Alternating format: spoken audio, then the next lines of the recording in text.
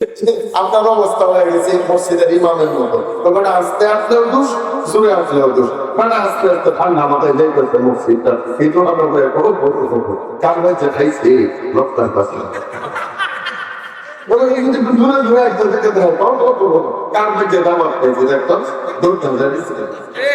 আমাদের অবস্থা এখন হয়ে গেছে এরকম। তখন আপনার কিছু কইলেও দোষ, না কইলেও দোষ।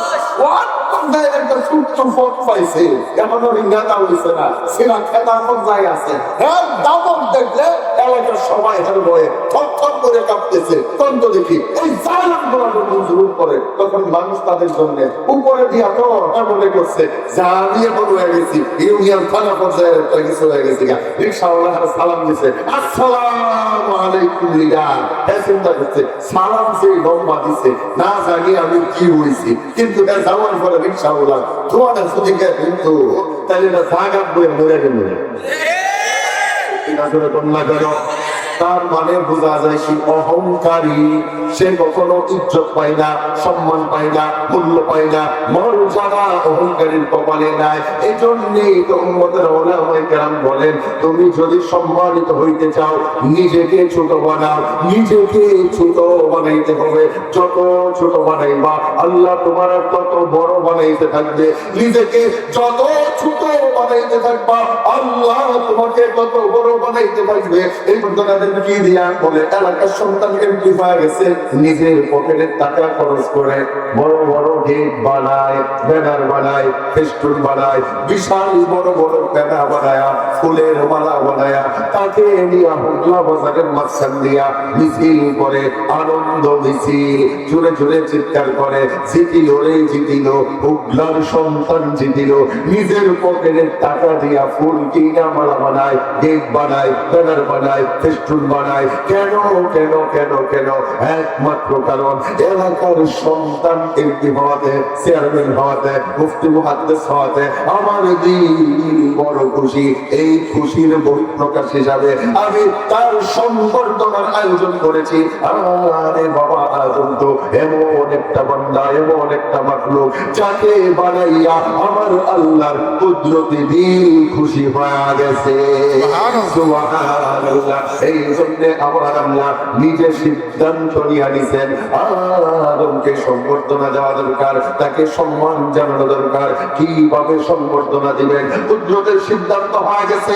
আল্লাহ তাআলা সকল আসমানবাসীদেরকে ডাইকা এক ময়দানে একত্রিত কইরা এইবার আল্লাহ তাআলা ফেরেশতাদেরকে জিজ্ঞেস করতেছেন, হে ফেরেশতারা বলো তো দেখি এই জিনিসের নাম কি, বলো এইটার নাম কি, বলো ওইটার নাম কি, এইটাকে কি নামে ডাকা হয়, ওইটাকে কি নামে ডাকা হয়। আল্লাহ একটা একটা জিজ্ঞেস করে। তো ফেরেশতারা বলে, ও মাওলা আমরা জানি না, তুমি যা জানাইছো এর বাহিরে কিচ্ছু জানি না।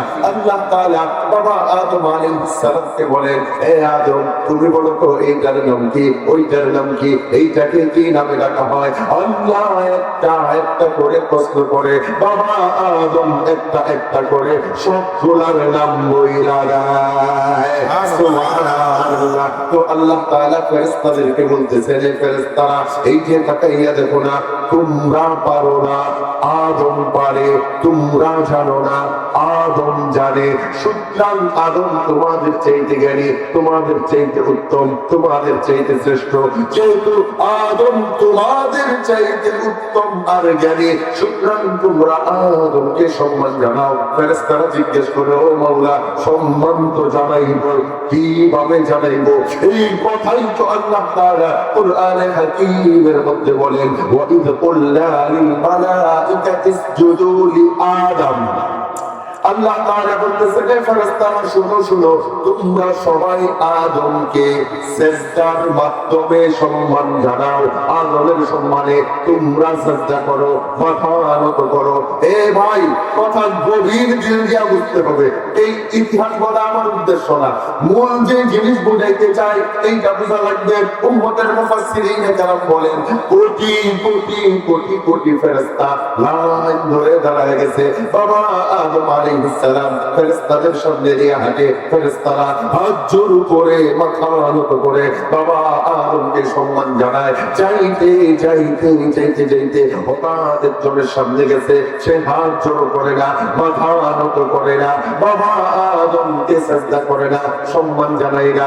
আল্লাহ তাআলা বলেন ফাসজাদু ইল্লা ইবলিস, সবাই আদমের সম্মানে আদমকে সিজদা করলো, একজন করে নাই। তার নাম কি? আল্লাহ বলেন ইবলিস। এই ইবলিস বাবা আদমকে সিজদা করলো না, সম্মান জানাইলো না। এই জায়গার ভিতরে মূল আলোচনা বুঝেন। উম্মতের মুফাসসিরিনে কেরাম বলেন, এই যে আল্লাহ বললেন সিজদা করো, শয়তান সিজদা করলো না, ইবলিস সিজদা করলো না। এই সংবর্ধনা অনুষ্ঠানে আল্লাহর এই আদেশ ইবলিস লঙ্ঘন করলো। এর পূর্বে বাবা আদমকে সৃষ্টির পরে মাঝখানের এই দীর্ঘ সময়ের ভিতরে দুনিয়ার কোন ফেরেশতা, দুনিয়ার অন্য কোন মাখলুক আল্লাহর আদেশ লঙ্ঘন করে নাই, আল্লাহর নাফরমানি করে নাই, আল্লাহর আদেশকে ভঙ্গ করে নাই, লঙ্ঘন করে নাই। সবার আগে আল্লাহর আদেশ লঙ্ঘন করলো শয়তান। এই জন্যই উম্মতের মুফাসসিরিনে কেরাম বলেন, আদম সৃষ্টির পরে সর্বপ্রথম আল্লাহর নাফরমানি করছে শয়তান, সর্বপ্রথম নাফরমান হলো শয়তান। এক নাম্বার নাফরমানি, আল্লাহ বললেন সিজদা করো, সিজদা করলো না। আল্লাহ জিজ্ঞেস করেন মা মানাকা আন তাসজুদা ইয আমারতুক, এ শয়তান আমি তোরে আদেশ করলাম। আল্লাহ তাআলা বলতেছেন আমি তোরে আদেশ করলাম সিজদা করতে, কোন জিনিস তোরে বাধা দিল? আপনারা কি আমার কথা বুঝেন? বুঝতেছেন? আল্লাহ তাআলা বলেন আমি তোরে আদেশ করলাম, তারপর তুই সিজদা করলি না, কেন করলি না? তো শয়তান উত্তর দিতেছে আনা খায়রুম মিন খালাকতানি মিন নারি ওয়া খালাকতাহু মিন তিন। তো শয়তান বলতেছে মাওলা আমি আদমের চাইতে ভালো, আমি তার চাইতে উত্তম, তার চাইতে শ্রেষ্ঠ। কেন কেন কেন কেন? তো শয়তান বলে আল্লাহ খালাকতানি মিন নার, তুমি আমারে বানাইছো আগুন দিয়া, আগুন নিচে জ্বালাইলেও উপরের দিকে যায়। অখালাকতাহু মিন তিন, তারে বানাইছো মাটি দিয়া, মাটি উপরে ছাড়লেও নিচের দিকে ধাবিত হয়। সুতরাং আমি উপরের জিনিস, সে নিচের জিনিস, আমি উপরের জিনিস, সে নিচের জিনিস। আমি উপরের জিনিস হয়ে তার সামনে নত হতে পারবো না, সিজদা করতে পারবো না। এইটা শয়তানের দুই নাম্বার নাফরমানি। ভালো করে কথা বুঝবেন। আল্লাহ বললেন সিজদা কর, শয়তান সিজদা করে নাই, এক নাম্বার নাফরমানি। আল্লাহ জিজ্ঞেস করলেন কেন সিজদা করলি না? সে আল্লাহর প্রশ্নে যুক্তি দিয়া দিছে আমি তার চাইতে ভালো, আমি আগুন উপরের, সে মাটি নিচের। এই যে যুক্তি দিয়া দিছে, উম্মতের ওলামায়ে কেরাম বলেন এইটা দুই নম্বর নাফরমানি। এই নাফরমানির পরে নাফরমানি, নাফরমানির পরে নাফরমানি, উপর যুপরি নাফরমানি। বলেন এইটাই সর্বপ্রথম নাফরমানি, এইটাই সর্বপ্রথম নাফরমানি, এইটাই সর্বপ্রথম নাফরমানি। আল্লাহ সন্তুষ্ট হয়ে গেলেন। আল্লাহ বলে দিলেন এ শয়তান আমি আদেশ করলাম, তুই চিন্তা করলি না, আমি জিজ্ঞেস করলাম, তুই যুক্তি দিয়া দিলি, তুই বিশাল বড় বিজ্ঞানী হয়ে গেছিস, বিশাল বড় পদার্থ বিজ্ঞানী হয়ে গেছিস, জানে বল পুরা আর আমার জান্নাতে থাকতে পারবি না। আমার জান্নাত থেকে বের হয়ে যা। এইখানে মাসআলা ভালো করে বুঝবেন। এই যে আল্লাহ শয়তানকে জান্নাত থেকে বের করে দিলেন, শয়তান তার নিজের বের হওয়ার প্রতিশোধ নিতে গিয়া চলে বলে কোলে কৌশলে বাবা আদম মা হাওয়াকে জান্নাত থেকে বের করে দুনিয়াতে নিয়ে আসলেন। মা বাবা দুনিয়াতে আসার কারণে আমাদের পূর্বপুরুষ দুনিয়াতে আসছে, আমরা আসছি। কিয়ামত পর্যন্ত যত আদম সন্তান আছে দুনিয়াতে আসবে। এই জন্য উম্মতের উলামায়ে কেরাম বলেন যত নাফরমানি আল্লাহর হইছে, যত নাফরমানি হইতেছে, যত নাফরমানি কিয়ামত পর্যন্ত হবে, সব নাফরমানির মূল হলো শয়তানের ওই এক নাফরমানি। সব নাফরমানির গোড়া হলো শয়তানের ওই এক নাফরমানি। ওই নাফরমানি থেকে, ওই গুনাহ থেকে, ওই অবাধ্যতা থেকে কিয়ামত পর্যন্ত সকল নাফরমানি আর অবাধ্যতার সূত্রপাত এখন শয়তান ওই নাফরমানি। কিসের জন্য করলো, কেন করলো? আল্লাহ শ্রদ্ধা করতে বললেন, শ্রদ্ধা করলো না। আল্লাহ জিজ্ঞেস করলেন, যুক্তি দিয়া দিল। এই নাফরমানির উপরে আরেক নাফরমানি কেন করলো, কেন করলো? আল্লাহ নিজে বলতেছেন, আবা ওয়াস্তাকবারা ওয়া কানা মিনাল কাফিরিন। আল্লাহ তাআলা আমাদেরকে বুঝাইতেছেন, এই ইতিহাস বর্ণনা করে আমাদেরকে শিক্ষা দেয়, এই দুনিয়ার আদরের সন্তানেরা, আমি বললাম শ্রদ্ধা করতে, শ্রদ্ধা করলো না। আমি জিজ্ঞেস করলাম কেন করলি না? যুক্তির উপরে যুক্তি দিয়া নাফরমানির পরে নাফরমানি করলো। এর একমাত্র কারণ হলো ইস্তাকবারা। তার ভিতরে ছিল অহংকার, সে অহংকার করলো। তার ভিতরে ছিল অহংকার, অহংকার করলো, অহংকার করলো, অহংকার করলো। এই জন্যই উম্মতের উলামায়ে কেরাম বলেন, আদম সৃষ্টির পরে সর্বপ্রথম নাফরমানি, এই নাফরমানির নাম হলো অহংকার। এই শয়তান এই অহংকার করার কারণে আল্লাহ তাকে জান্নাত থেকে বের করলেন। সে জান্নাত থেকে বের হওয়ার কারণে মা বাবাকে বের হওয়া লাগলো। মা বাবা আসার কারণে আমাদের আসা লাগলো। কিয়ামত পর্যন্ত মানুষ আসবে। সুতরাং পৃথিবীতে যত গুনাহ হইছে, যত গুনাহ হইতেছে, যত গুনাহ কিয়ামত পর্যন্ত হবে, এই সকল গুনাহর মূল গুনাহ, সেই গুনাহ হলো অহংকার। কিনা জোরে বলেন। উলামায়ে কেরাম বলেন, আল কিবরিয়াউ উম্মুল আমরাজ। অহংকার হলো সকল গুনাহের, সকল রোগের মা। ঠিক ঠিক বলল তারা কেমন? আপনারা কি রাগ করে বলেছেন না? আল্লাহ তাহলে বলেন তো কি সকল গুনার মূল গুনাহ কি? অহংকার। আরে বলেন না কেন? অহংকার। সকল নাফরমানির হলো অহংকার। এই অহংকার কাকে বলে? উম্মতের উলামায়ে কেরাম বলেন, অহংকার হলো আমি বড়, সে ছোট, আমি ভালো, সে খারাপ, আমি উত্তম, সে অধম, আমি শ্রেষ্ঠ, সে নিকৃষ্ট। বর্তমান আমাদের সমাজটার দিকে আপনারা লক্ষ্য কইরা দেখেন না কেন, আমাদের সবার অশান্তির মূল কারণ এইটা। সবার ভিতরে এই অহংকার ঢুকছে। সবাই নিজের কাছে আমি ভালো, আমি সত্যবাদী, আমি সৎ, আমি বিশ্বস্ত, আমি নামাজি, আমি জিকিরওয়ালা, আমি পাকড়িওয়ালা, আমি সুন্নতওয়ালা, আমি বড় ব্যবসায়ী, আমি বড় নেতা, আমি দুনিয়ার একজন বড় মানুষ। এই বড় বড় বড় বড় বড় বড় এই এক চিন্তা সবার ভিতরে আজকে অশান্তি নিয়ে আসছে। জামাই বিবির কাছে ছোট হইতে রাজি না, বিবি জামাইয়ের কাছে ছোট হইতে রাজি না, উস্তাদ ছাত্রের কাছে ছোট হইতে রাজি না, ছাত্র উস্তাদের কাছে ছোট হইতে রাজি না, কাস্টমার ব্যবসায়ী গণায় ধরে না, ব্যবসায়ী কাস্টমার গণায় ধরে না, নেতা কর্মীদেরকে মূল্যায়ন করে না, কর্মীরা নেতাকে গণায় ধরে না। সবার ভিতরে একটাই চিন্তা, আমিও একটা কিছু। ঠিক। কথা বলেন না কেন? সবার ভিতরে একটাই চিন্তা, আমিও একটা কিছু। এই একটা চিন্তা, আমিও একটা কিছু, আমি একজন কিছু হয়ে গেছি, আমি বড়। এই এক চিন্তার কারণে আজকে সমাজ থেকে মূল্যবোধ চলে গেছে, সম্মানবোধ চলে গেছে, ন্যায় ইনসাফ চলে গেছে। সবার ভিতরে অশান্তি আর অশান্তি, অশান্তি আর অশান্তি। এই জন্যে আল্লাহর পয়গম্বর বলেন, এই দুনিয়ার আমার উম্মতেরা, তোমরা যদি দুনিয়াতে ইজ্জত চাও, সম্মান চাও, শান্তি পাইতে চাও, নিজেকে বড় বানায়া শান্তি পাইবা না। বড়ত্বের ভিতরে কোনো শান্তি নাই। নিজেকে যত বড় বানাইবা তত অশান্তি বাড়বে। তোমরা সম্মান চাও নাকি? আমরা বলি হ্যাঁ সম্মান চাই। তো আল্লাহর পয়গম্বর আমাদেরকে দেখা যায়,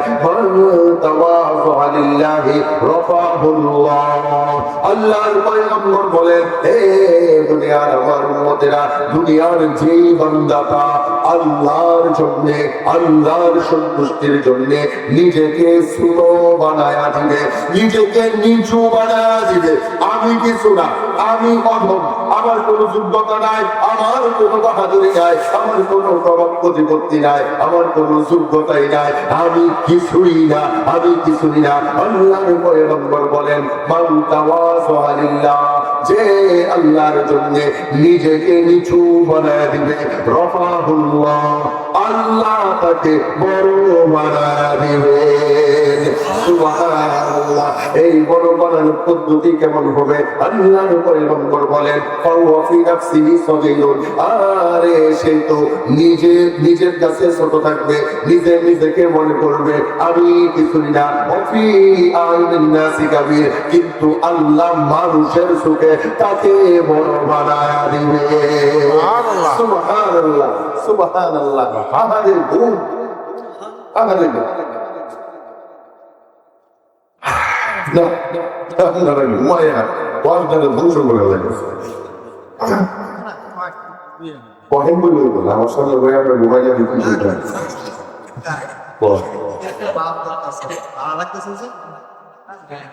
আল্লাহ আপনাদের জন্য দেখবেন বাংলাতে প্রবাদ আছে, এই ছেলে কই যাও?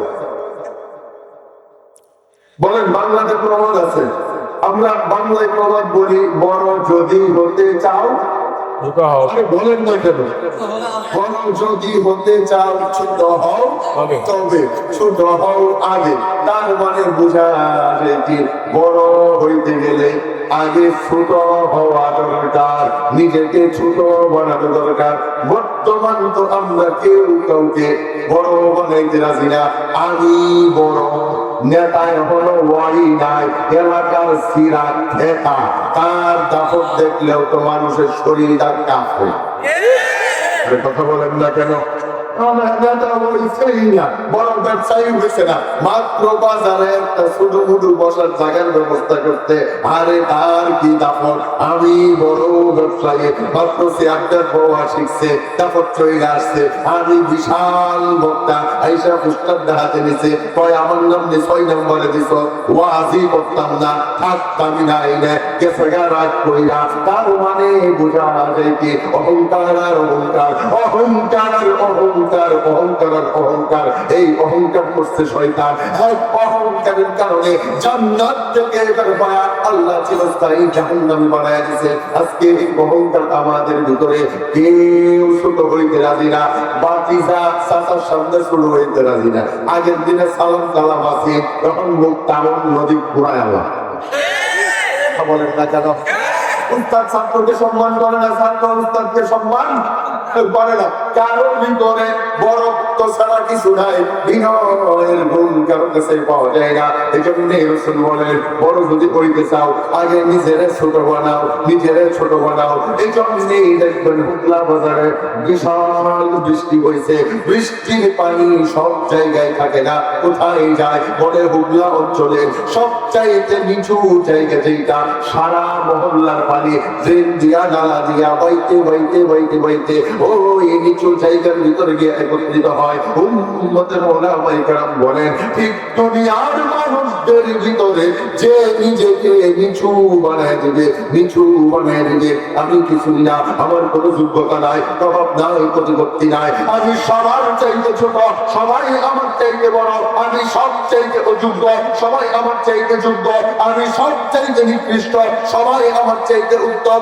নিজেকে যে যত ছোট বানাবে উম্মতের ওলামায়ে কেরাম বলেন আল্লাহর দেওয়া রহমত, বরকত, ইজ্জত, সম্মান আল্লাহ ওই নিচু কলবওয়ালা বান্দার উপর একত্রিত করে দেবে। সুবহানাল্লাহ।